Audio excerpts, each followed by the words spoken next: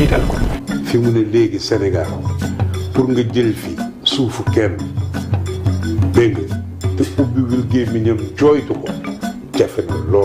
Nous sommes des victimes collatérales d'une situation boo xam ne du biir université la xewee du ay étudiants ñoom ñoo jóg walla ay amicales ñoom ñoo jóg manifester. doomu aadama yi nga xam te ni ba mu fi nekkee léegi faat nañ leen ñu jël seen bakkan te nekkoon ay ndaw te ñu bëri ci ñoom du benn boo koo xam te ni jàpp nañ ko ci daal ne kii de yoon teg na ko la ko ndax daa bokk ci ñi faatoon bi wala ñi faatoon te bakkan dafa sàkk.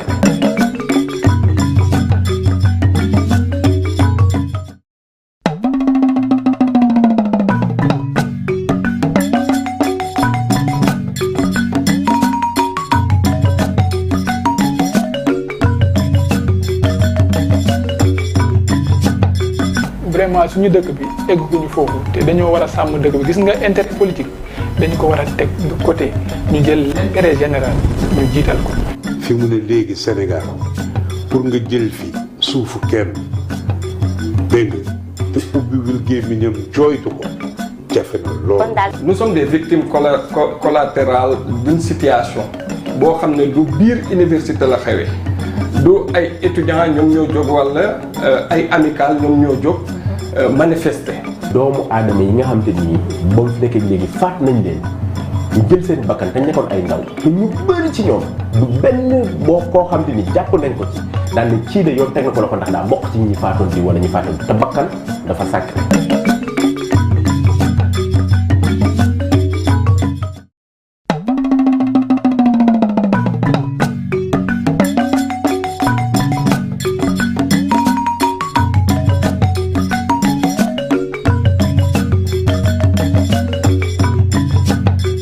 vraiment suñu dëkk bi egguñu foofu te dañoo war a sàmm dëkk bi gis nga intérêt politique dañu ko war a teg de côté ñu jël l'intérêt général ñu jiital ko.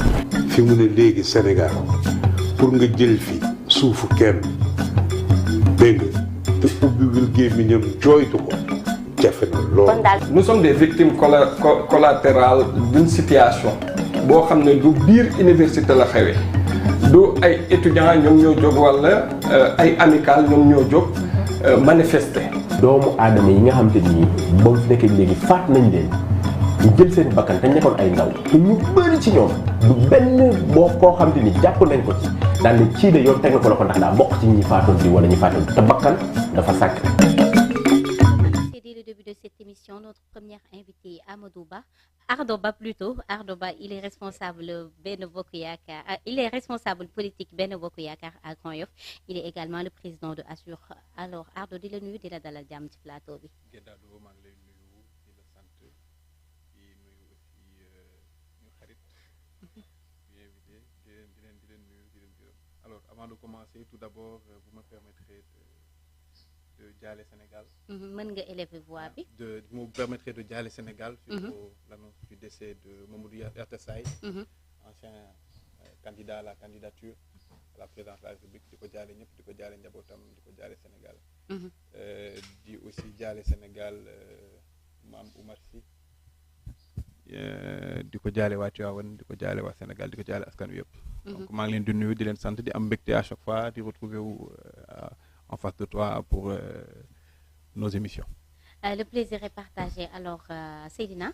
ma bàyyi la gan gi. waaw bon di ko dalal jàmm Ardo Ba tey lañ fi dalal nekk responsable politique di militer Benno Bokk Yaakaar nekk voilà diwaan bu Grand Yoff monsieur Ba tout d'abord gis ngeen campagne yi nu mu déroulé.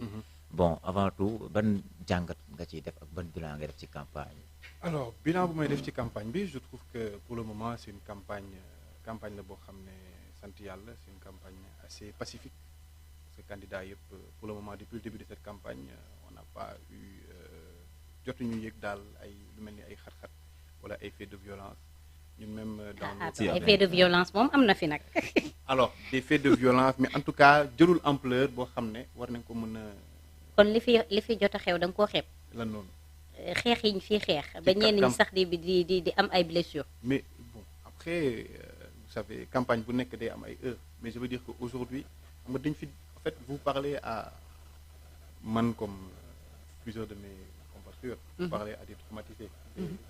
di traumatisé parce que jamono ji boo leen xoolee lu fi jot a xew yëpp en termes de violence ci manifestation yi ñu jàll jamonoy Covid beeg jamonoy Ousmane Sonko et cetera mooy temps bu yëf yi di metti dëgg-dëgg je pense que niveau de violence bu ñu doon dund Sénégal c'était assez inédit c'était assez marquant et frappant moo tax ma ne ñu ngi sant yàlla parce que mënoon nañ on aurait pu s'attendre à ça mais aujourd'hui c'est le Sénégal dafa wane beneen xar kanam bi mooy Sénégal bu ñu bëgg daal c'est-à-dire que aujourd'hui malgré yenn heures yu ñuy noté mais je veux dire que aujourd'hui violence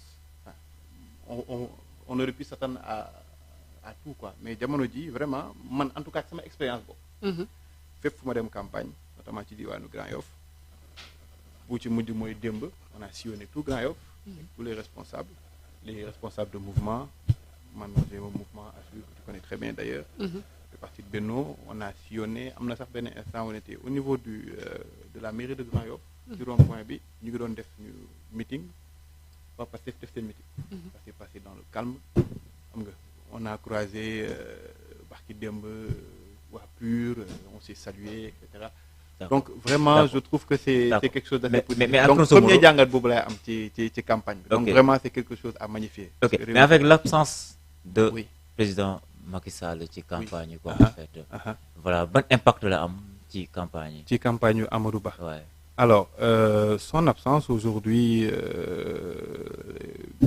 je dirais c'est un absent très présent parce que coalition Benno Bokk Yaakaar comment ça c'est un absent très présent parce que coalition Benno Bokk Yaakaar aujourd'hui ça a été Macky moo ko sos non mais lu waral loolu quoi en fait waxuma la absence waxuma la ngay apprécier absence ça la moo waral loolu quoi en fait la moo waral absence am voilà la moo waral absence mais écoutez on est dans une république qui se respecte et aujourd'hui je pense qu'un président de la République président sortant aujourd'hui man posture dama koy saluer donc je pense que c'est li mooy yoon il a un candidat qu'il a désigné que tout Benno a désigné am ay mouvement citoyen yu ñu ko ñëw jàppale aussi qui sont en train d'abattre un travail sur le terrain donc son absence président Macky Sall boobu dañ ko déggoon mu ni dafay nekk directeur campagne Amadou Ba waaw écoutez c'était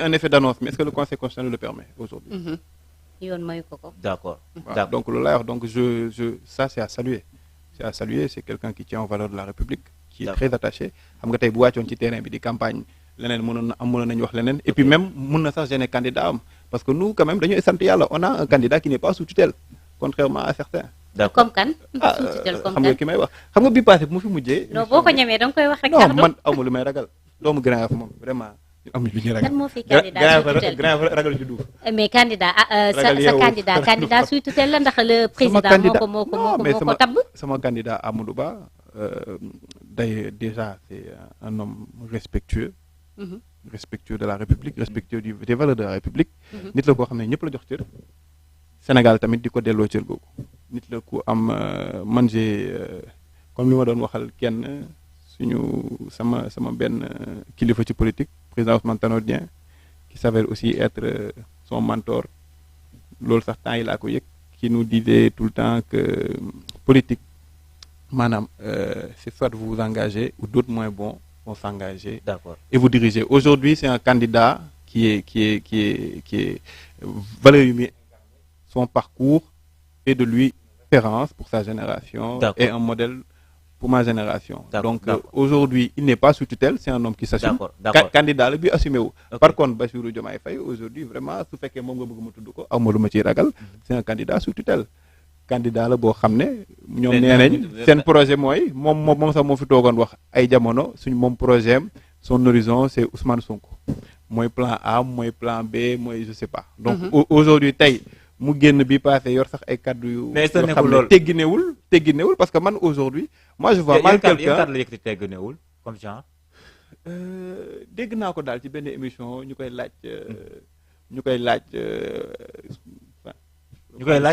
laaj kilifam bi bu gañee bu subaa lan mooy nekk position am ci état bi bon muy wax ay wax du genre wax na sax ba ne bon mun na sax nekk chauffeur am donc je pense que bon même si c'est des railleries aussi à un moment donné un parti qui se respecte dans un état qui se respecte xam nga am na yenn kàddu yoo xam ne je pense qu'on ne doit pas s'amuser avec la République te gis naa ne j'ai l'impression qu'il y a beaucoup d'amusement d'accord c'est bon alors Ardo léegi nii ñu doon wax lu ñeel wàllu campagne bi te kenn umpalewul ni campagne bi jamono yi toll dafa rek daal di tase ak li nga xamante ni moo di koor gi. est-ce que engouement bi nga xamante ne daan nañ ko am ci campagne yi waaye itam rawatina lu jëm ci wàllu ko jaay sa programme. comme niñ ko daan faral di gisee ci jamono yu njëkk yi est-ce que instant bi sentir nga ko bu baax a baax. Absolument. Absolument. Et je vous retourne même cette question, vous en tant que journaliste. C'est moi qui pose des questions. Oui, non, en fait, dama bëggoon juste am une appréciation. Xam nga wax aussi day baax mu am firnde. Aujourd'hui, yéen en tant que journaliste, am na benn jour maa ngi lay woo di la invité ndogu ah sànq sax nga ndogu suñu benn ndogu bu ñu doon organisé. Je pense que tu nous as dit que vos équipes étaient en train de couvrir les candidats. Donc loolu day wane ne que aujourd'hui yéen les journalistes vous êtes sur le terrain. Vous n'avez pas senti une différence entre élection présidentielle yi passée ak élection présidentielle yi. Ñun ñi nekk sur le terrain aussi on n'a pas senti cette différence. Si ci timing bi. Non, d'accord. Mais je veux dire en termes de mobilisation. Vous voyez les mobilisations exceptionnelles que notre candidat le futur président. Mais en termes de mobilisation moom gars yi nee na dañuy ñëw foofu noonu juste pour jël seen wërsëg de. ak Alioune sax en termes de programme. est-ce que instant bii nii ñu ngi waxtaanee programme parce que dañu daan gis bu njëkk ba. ci ñi nga xamante ne ñoo bëgg daal di dagaan baatu askan wi. ci programme lañu daan waxtaanee. mais aujourd'hui dañoo gis fii ay gaaruwaalante yu ni mel. waaw gaaruwaalante ñun de vraiment xam nga man je préfère tout le temps comme on dit les lan lañu doon wax sax les petits esprits discutent des hommes. Les esprits moyens discutent des événements et les grands esprits discutent des idées. Ñun suñu candidat aujourd'hui moo fi teg programme am. Bon programme. Amadou Ba amul programme. En paix vers la continuité. En paix, son candidat s'appelle En paix vers la prospérité partagée. Vous savez l'État c'est une continuité. Tey engagement yu Macky Sall jël Amadou Ba forcément wala keneen ku fi mënta toog engagement yooyu tu es obligé de les continuer. May ma foofu rek ma commencer s'il te plaît. D'accord? Abdou Diouf, Ablaye Wade, Senghor. Donc l'État aujourd'hui, comme je dis, c'est une continuité. D'accord. Macky Sall, tous les chantiers yu mu terminé au début de son mandat, c'était des chantiers qui ont été initiés par qui? Par le président Ablaye Wade. Ablaye Wade a fait de même. Donc ça, déjà loolu benn la. Deuxièmement, Amadou Ba, d'accord. Et l'initiative mais qui a été piloté par Amadou Ba. Cependant, dans son vous le disiez, il nous promet un PSE à horizon 2029, horizon plus rapproché que 2035. Continuité bi aujourd'hui, aujourd'hui, personne ne peut nier les changements, les infrastructures yu bees yu am Sénégal. ak la kenn mënu ko loolu pardon. emploi de la jeunesse. mën nga yéegee voix bi tuuti. xanaa koor gi da la jàpp nag.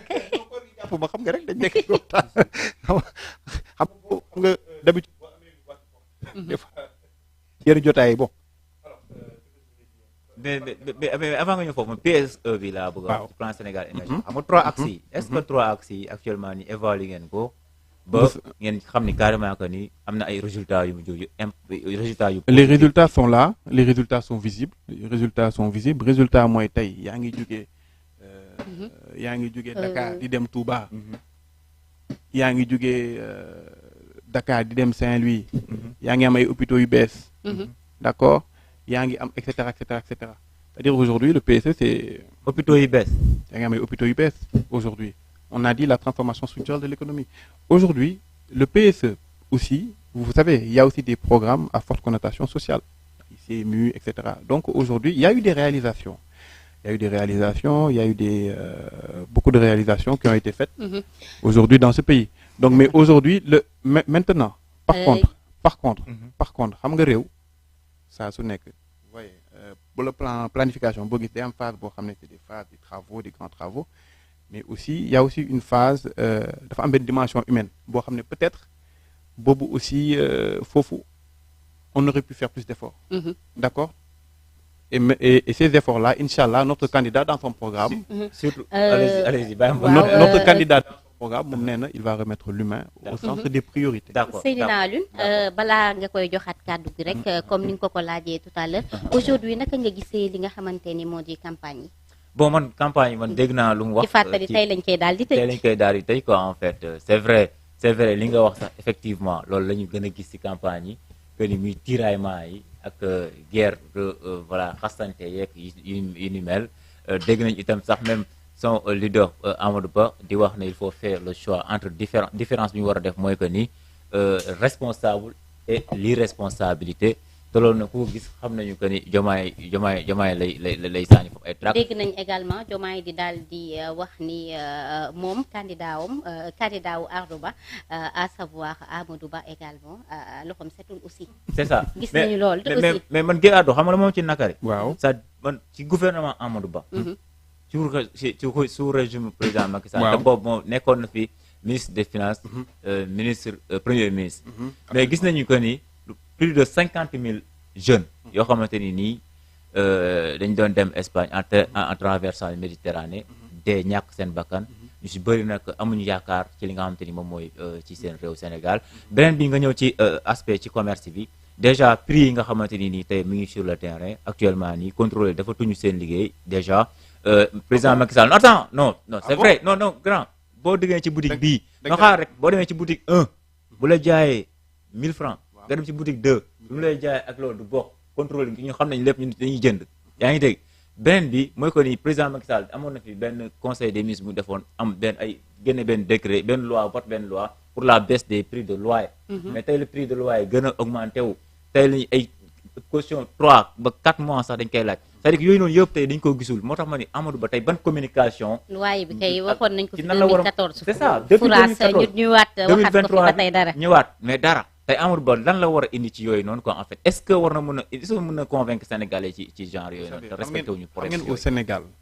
ñëpp di nga koy wax man de par mes activités professionnelles doy naa ci seede bëri dañuy ñëw fii di copier suñuy textes nous avons des textes yan texte suñuy adré mais texte yi kay saa waay noonu français à revoir bàyyi ko mu dem allez-y lépp la encadré par contre c'est ci ñun si suñuy comportement d'accord parce que yaa ngi wax léegi li nga wax li ñun si suñuy comportement parce que aujourd'hui tey yow boo yore sa immeuble nga tabax ko à un certain prix d'accord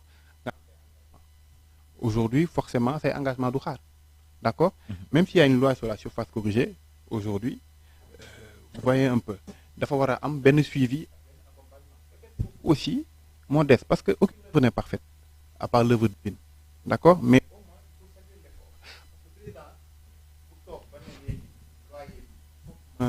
xool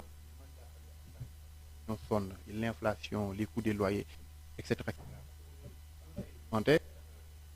documenté dans les documentaires des chaînes étrangères aussi wax ne que Dakar c'est l'une des villes de loyer des solutions les solutions yooyu incha allah suñu candidat bu yegsee dina ko indi. moo tax maintenant la aujourd'hui man kii ko sama question rek c'est-à-dire ana loi boobu na président Macky Sall laa voté woon ko fii. mais loi bi yàgg loi bi c'est toi qui viens de le mentionner yow yaa ma ko mentionné non dama la ne aujourd'hui louer sa kër yow d'accord les agences immobilières et cetera dama ne y a un accompagnement à faire. parce que loi boo gis aussi dafa war a am accompagnement am suivi. comme je dis Sénégal ñoo fi daaxale ay teg. ci domaine yëpp nag. mais aujourd'hui accompagnement bi suivi bi am na loo xam ne si ñun la ñun citoyens yi. D'accord. Parce que l'État aujourd'hui aussi d'accord fait son rôle de contrôle et cetera de régulateur cependant ñun am nañ suñu ay comportement suñu ay jikko bopp. D'accord. mais loolu c'est quelque chose boo xam ne incha allah suñu candidat dans son programme moom de toute façon mooy li ma la wax c'est ah. Ardo duñ la bàyyi ngay def fii campagne. il remet l'humain au cœur des priorités. léegi D'accord, am na solo. ngeen ne xastante bi est-ce que gis ngeen suñu candidat ñun yëkkatee ay kaddu yu ñagas teg ko ci kenn tant que wax nga ne Bassirou Diomaye nee na ay loxoom setul moom saa yoo leen ko laajee mu seede ci ay ñoom ku ci Sonko wala ay Bassirou Diomaye Faye day naan sama njaboot lañ bokk maa nekkoon seen i kilifa ma nekkee impôt domaine. am na si ñoo xam ne sax maa leen jàngal. démb lañ ko gis D'accord. waaye wax fii la na ko, toog di waxati gaañ ko. monnaie unique bi ñu fas yéene def monnaie unique pour lan.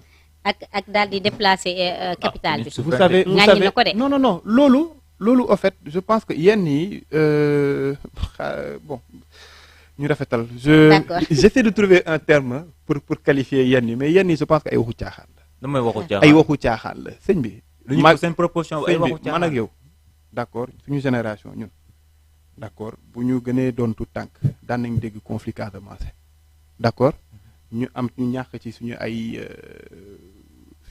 waajur ak suñu ay nijaay ak et cetera ñu doon dem di xeex foofu aujourd'hui tey nga ñëw une plaie qui est aussi nu mu tudd c'est une plaie fragile tey ngay ñëw di indi ay des débats comme ça ay dañuy toxal capital. non toxal capital mooy mais loolu lan mooy toxal capital manipulation la. c'est-à-dire que wax capital économique et culturel. capital économique et culturel. te loolu lu capital jaadu bi non mais loolu lu jaadu la. sëñ bi loolu patron am. mais patron am la àndaloon patron am la bëggoon wala électorat patron am xam nga kii ko quoi naw ko. wala kontaan si moom. parce que comme je dis xam nga tamit boo nekkee un candidat boo xam ne di nga lay orienté waxal fii dugal fii watal fii xam nga mais watal si kim beeg toogaay bi nii la xam nga loolu yëpp je veux dire que loolu yëpp en fait c'est pas sérieux. sànq seen revue de presse loolu lépp am na solo. loolu lépp si seen revue de presse sax déjà yéen a ngi wax y a 2 autres candidats. falaa doon bëgg ñëw déjà falaa doon bëgg ñëw sax yeneen ñaari candidats yoo xam ne ñoom tamit c'est des candidats par défaut seen i ay plan C plan xaw ma lan. d'accord baax na ba tey Ardo ci foofu laa doon bëgg a ñëw sax may ma ko ci foofu laa doon bëgg a ñëw ñu daal di nemmeeku ni ki nga xamante ni moo di Cheikh Tidiane Dièye ak Habib Sy ñoom nag dañoo rek daal di bàyyi seen lu jëm seen wàllu candidature ci jamono ju nga xamante ni nag ñi démb yóbbu nañu seen ay ndaw ca conseil constitutionnel waaye bañ leen a yónnee kenn recevoir ren ban jàngat nga am ci loolu. écoutez xam nga mooy li may wax sànq xam nga réew du caaxaan l'état c'est sérieux boo jëlee sa alal dem ci nit ñi laaj leen parrainage wala nga am parrainage de tes élus nga ne yow man damay laaj des réew mi présider aux destinées des citoyens ñu jox la temps d'antenne ñu dugal la ci liste électorale yi conseil constitutionnel valide sa candidature am ñenn ñu doon kaas ne dañoo war a bokk mu jaral leen nu ne yow yàlla suturaal la nga bokk sa temps d'antenne nga koy utiliser defal propagande keneen dans quel pays sommes-nous il ne nous parle pas de programme mais il nous parle de ay Bassirou mooy Diomaye ak mooy lii il y a un projet il y a un programme vraiment. Qu'est-ce que Cheikh Tidiane Dièye ou Habib Sy ont dit de percutant de palpable lan mooy seen yan proposition lañ def yoo xam ne dafa jóge seen xel moo nekk ñoom seen yéene ci Sénégal. mais Ardo côté boobu c'était normal parce que ñoom defuñu projet li tax defuñu projet parce que dañoo nekk ci ginnaaw Diomaye loolu c'était tout à fait normal ñu bañ a joxe projet. léegi Diomaye la dañ doon campagnal Diomaye. Diomaye la mooy problème Diomaye génn def fi conférence de presse lui-même il dit qu'il n'a pas eu le temps de se préparer parce que joxe ay excuses. encore une fois kilifa boo nekkee kilifa da nga war a assumer ses positions kilifa da ngay mat da nga war a fees sa place. d'accord tu comprends. d'accord waaye kilifa bu tàngee nga ne du man dama di ut ay excuses. je pense que loolu ñun sax ñun ñii sax xam nga suñu yar suñuy doom tout tànk on leur apprend à assumer ñun ci loolu la ñuy yare. d'accord vous comprenez nit ki da ngay assumer ses responsabilités loo mënul ngeen ne mënuma nga laaj ñu jàngal la tey aujourd'hui concours de circonstances tax na tey ñu désigné ko candidat la dernière fois on en parlait d'ailleurs sax maa ngi doon naqar du le fait qu'il disait que mu nekk derrière les barreaux moom comme Ousmane Sonko. sant yàlla ñëwaat naa fii ci émission bi on les a libérés ñëpp kontaan si vous avez vu cette liasse populaire beaucoup de jeunes beaucoup de mineurs beaucoup de jeunes qui sont sortis ñëw gàttandu leen mais yaakaar naa bu ñu defee seen conférence de presse ba tey y a un engouement engouement bi wàcc na parce qu'on a vu les réalités on a vu un candidat qui n'est pas prêt. D'accord. On a vu un candidat boo xam ne di nga ko téye ci loxo jaaral fii giyol fii ba sax ma gis muy nandee commencé fi poog di jéego moom it sànni ay xeer rek c'est bon ñu dem Grand Yoff oui daanaka dimanche la yëf yi te ku wax Grand Yoff xam ni c'est un électorat partagé. Oui. Voilà. Et surtout, c'est réputé être le fief de Khalifa Ababacar Sall. Là, c'est des choses. Akama. Voilà, c'est ça. Waaw Mimi ci biir aussi. J'en profite au passage du nuyu Kama, le docteur Boubacar Camara, nga xam ne mag la ci man, je peux dire ça ainsi. Et j'en profite aussi pour saluer tous les responsables de Grand Yoff, les responsables des mouvements, Ibra Seck, du pôle mouvement, notre coordonnateur moom le ministre Momar Samb di nuyu aussi Daniel Sarr du PS, Lamine Lo responsable des jeunes ñoom ñëpp daal mooy responsable des jeunes Momar Samb c'est le coordonnateur Daniel Sarr tous les responsables daal ku lim juum sama xarit nital mais je veux dire que aujourd'hui ñoo ñëpp ma lim am na lu ñuy tekki ci Grand Yoff am na lu ñu téye ci Grand Yoff am na électorat bu ñu téye ci Grand Yoff mi man mi keneen donc aujourd'hui électorat partagé c'est le fief de qui? Khalifa Sall n'est pas maire de Grand Yoff. Khalifa Sall a un maire, bon, il y a un maire qui est là-bas qui s'appelle Madiop, certes, mais Khalifa Sall et Pastef, il s'aime à base. Pastef, ouais, mais je veux dire qu'aujourd'hui, aujourd'hui, dans tout le Sénégal, c'est ça le charme de la démocratie. Fait pour faire dem, amna ko fa am base. Sénégal ken momuko. En tout cas, politiciens momuko. Momuñu ko. Ku nek da ngay dem nga sakku carte askan wi, n'est-ce pas? Donc je veux dire que voilà. Donc, mi Grand Yoff, mi Saint-Louis, mi Ziguinchor, voilà. C'est un électorat partagé. Ce fait qu'on est dans chaque zone, aujourd'hui, on n'aurait même pas besoin d'aller aux élections. Les gars, Grand Yoff, Benno Bokk Yaakaar va remporter Grand Yoff au niveau des élections. C'est que l'on me dit, ça je te le dis. La dernière fois, avec Mané Khalifa Khalifa, mais le Grand Yoff, c'est le chef de personne. Nous ne pouvons pas que législative, il va nous le dire. Mais bon, on a une base dans le texte. Législative, vous montrez. Qu'est-ce que législative vous montrez? Qu'est-ce que législative vous montrez? En tout cas, affaire, vous savez, élection, élection, on parle d'élection présidentielle. Vous ne pouvez pas venir comparer une élection présidentielle avec une élection législative, avec une élection locale.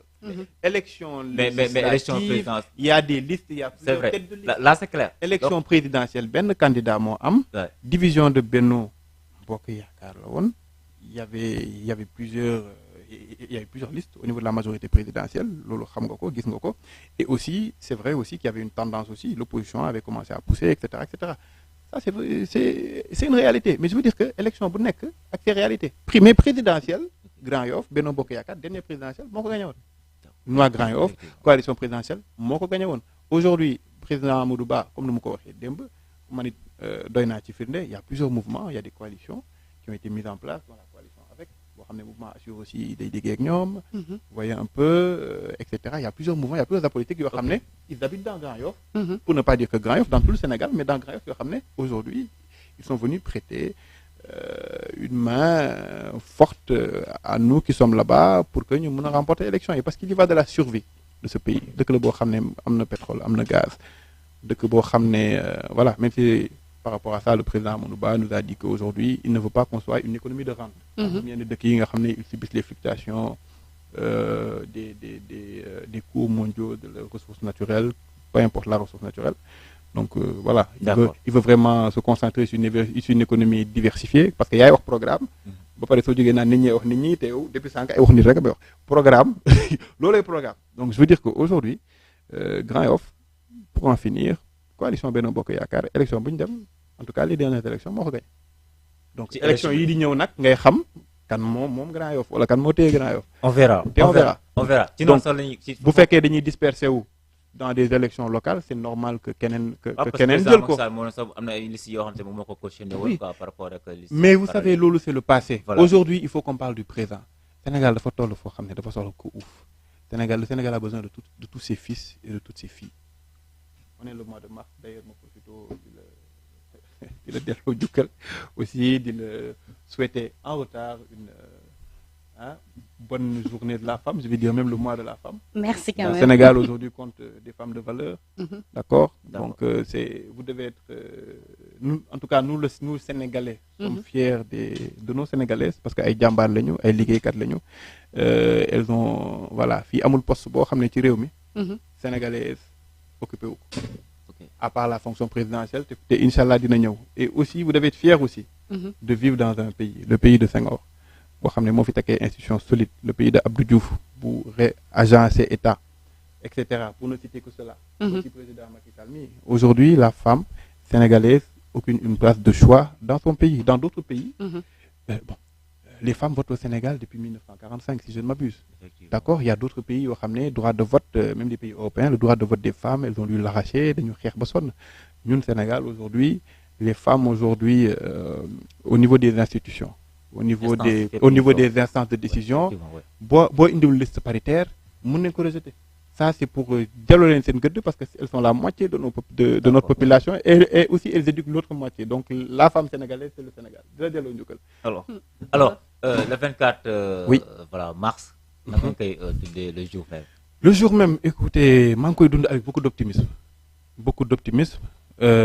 ak yaakaar comme le nom de la coalition qui porte le candidat Amadou Ba parce que je pense que nit ki boo ko dindilee yaakaaram comme sànq li ngay wax ci les jeunes yu dem ci géej bi tout ça qui sont candidats à l'immigration clandestine nit ki boo quand vous enlevez l'espoir à quelqu'un qu'est-ce qui lui reste ñun ñuy toog fii ñun ñuy toog fii yow toog fii di liggéey loo yaakaar sa man contexte boobu man miy ñëw fii di wax ak yéen li may yaakaar mooy convaincre les Sénégalais convaincre que Amadou Ba c'est le bon choix nit la ku xam appareil bi ku xam état ku am yërmande aussi ci population yi c'est un homme social bu ma demee chez mes amis socialistes tamit barki démb ñu ngi maa ngi fa amoon benn conférence ma doon dox effectivement ci programme Amadou Ba maa ngi leen doon naan que Amadou Ba c'est le candidat du socialisme parce que c'est quelqu'un boo xoolee ci programme am yëpp il vous parle de paix il vous parle de protection des couches vulnérables il vous parle de prospérité partagée le sens du partage et ça aussi c'est quelque chose à mettre en avant. Merci. Maintenant par rapport au candidat à l'immigration clandestine premier ministre bu mu nekkee premier ministre Amadou Ba demoon na Saint-Louis rencontrer ay xale ay mag ak ndaw yoo xam ne dañoo demoon yoo xam ne non excusez-moi juste pour vous expliquer ce n'était pas tous des Sénégalais ce n'était pas tous des Sénégalais ñu ci bëri am na ci ay étrangers am na ci yu jóge Guinée am na ci yu jóge yeneen dëkk am na ci yu jóge yeneen dëkk ñëw ba Sénégal pour tenter l'immigration clandestine. Parce qu'aujourd'hui, nous vivons dans un monde où même les Européens sont en train de s'expatrier. Même les Français, de France, vous voyez des Français qui vont au Canada, qui s'expatrient au Canada. De manière organisée. De manière organisée. Mais pas au Sénégal. De manière organisée, moi, sur tout le continent, sur toute la côte, vous voyez des pirogues, des gens qui vont à l'aventure. Le Sénégal, même de faire. Au Cameroun, vous avez même une success story. D'accord. Le lutteur là, etc. Baral waxtaan bi mooy l'État en tout cas l'État c'est du sérieux ñun suñu engagement l'État c'est du sérieux moo tax ñu war a éviter moo tax ñu war a éviter 12 ans yi dund yëpp sous régime Macky Sall Amadou Ba nekk premier ministre est-ce que am na sérieux ba tey ci loolu les 12 ans de Macky Sall sàggam Ousmane Sonko moo génn ne moom Macky Sall amatul lu mu koy reprocher et cetera du noonam il n'a plus rien à dénoncer sur Macky Sall. Écoutez, je sais pas vous aujourd'hui qu'est-ce que vous reprochez au président Macky Sall. Alors am na lu mu def lu rafet lu bëri ci réew mi ñu koy féliciter te aussi am yaakaar aussi bu président Amadou Ba ñëwee aussi dina wéyal liggéey bi dina ko def mu gën a comment dire ça dina ko améliorer. Alors que les résultats attendus arrivent mais par contre donner ce pays comme nu ko yeneen candidat yi di waxee je suis pas le seul comme nu ko ñëpp gisee donner ce pays à des aventuriers donner ce pays à quelqu'un ou à des gens qui ne sont pas prêts donner ce pays à des gens qui dénoncent le système depuis 2019 maa ngi koy wax dénoncer système boo xam ne yow yaa ngi ci biir système boo xam ne yow système boobu moo tax yow nga jógee nekk xale jàngee Sénégal gratuitement dem université gratuitement ñu jël la ENA nga dugg nekk inspecteur des impôts di am nekk l'une des personnes les mieux rémunérées le corps les mieux rémunérés de ce pays lu ne xew ci sa kanam dénoncé woo ko Seydina Ardo ci benn question rek laa ko daal di bëgg a dugal kenn umpalewul ne dafay liggéey saax ci jamono ju nga xamante ni fi mu nekk nii ñi ngi waxi pétrole boobu da nga koy daw s'il vous plaît non c'est pas question daw c'est que comme j'ai dit tout le temps moi je dissocie mon propre le professionnel du politique liggéey naa ba duñu waxtaanee pétrole bi war a génn liggéey naa feneen pétrole bu war a génn Sénégal dans le programme du candidat Amadou Ba aujourd'hui l'une des conditions de réussite de cet État pour qu'on soit un État pétrolier et gazier stable c'est la paix et la cohésion sociale c'est la paix et la cohésion sociale la paix et la cohésion loolu laa la ci mën a wax aujourd'hui nañu tànn mais loolu c'est pas que la paix et la cohésion sociale je vous dis c'est pas vague des ressources naturelles pétrole et gaz la gestion des ressources naturelles aussi est encadrée il y a des lois qui sont là qui ont été votées d'accord nous avons ratifié le traité de l'ITE, Initiative pour la transparence de l'industrie extractive. C'est-à-dire déjà, il y a une transparence qui est là. Il y a un programme qui est là. D'accord? Les politiques publiques. Mais transparence, il se donne au président Macky Sall, il y a des conférences de quartier territorial. Conférence pétrole, conférence sur l'oil and gas, ça a été, c'est la conférence, c'est les conférences les plus faites dans ce pays. D'accord. Alors Ardo am na solo. dañuy am beneen gan te tey la àjjuma comme ni ma ko waxee woon tout à l'heure. def nañ fi assise ay King Fat man ñaata conférence laa dem ñeneen des conférences même qui sont ouvertes aux citoyens qui ont été ouvertes aux différentes forces de ce pays. sëñ bi yow lan nga bëgg alors Ardo ñu lay votel Amadou Ba tu me remercieras après. di la jaajëfal bu baax a baax. léegi dañoo war a am beneen gan te tey la effectivement jërëjëf di leen remercier comme d'habitude su ma fi ñëwee àjjuma di profité di leen naan juma mubarak di nuyu Sénégal di ñaanal Sénégal jàmm di nuyu kilifa diine yëpp di jël nuyoo bi di ko teg ci loxo Thierno Madani Tall muy di papa si ñun di kilifa si ñun di sëriñ si ñun di guide si ñun donc vraiment di am mbégte à chaque fois ñëw seen plateau malheureusement le temps fut court man mii di wax ak yéen presque j'ai pas dormi hier entre les caravanes ak tey aussi programme bu ñu war a def on doit clôturer la campagne de notre candidat di ko ñaanal plein succès te mu fekk mooy aussi lu gën ci Sénégal parce que Sénégal la ko ñu ñor Sénégal ñëpp la ñor donc c'est pas ndax yaa ngi yuuxu di def leneen mooy enfin loolu firndewul ne nit kooku moo gën a bëgg Sénégal que ñun ñuy toog fii di wax di def des débats d'idées di waxtaan di jéem a convaincre population yi. En tout cas, je vous remercie encore une fois. Merci beaucoup. En tout cas, les dés sont déjà jetés. Nous allons dire que nous allons dire que nous allons dire que fauteuil présidentiel. Mais nous allons dire que le meilleur gagne. Alors, Seydina, yow tamit ma lay jaajëfal bu baax a baax. waaw di la jaajëfal Guèye do di jaajëfal suñu invité bi ak ñu doon bàyyi xel ñëpp bon di leen jox dox daje incha allah demee. incha allah léegi bu ñu jógee Amina dina fi daal di teew ak suñu deuxième gan c'est juste après leur installation.